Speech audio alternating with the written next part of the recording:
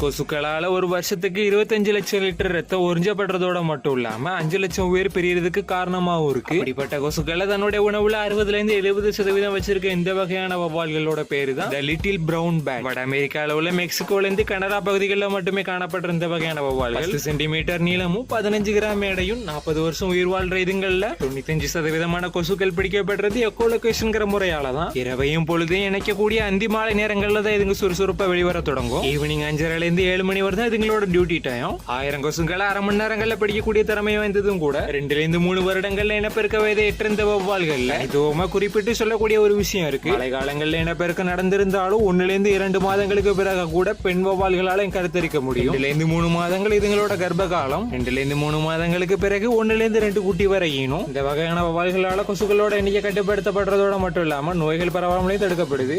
இதுங்க இப்ப அழிவுல இருக்கிறதும் தக்கது குறிப்பிட.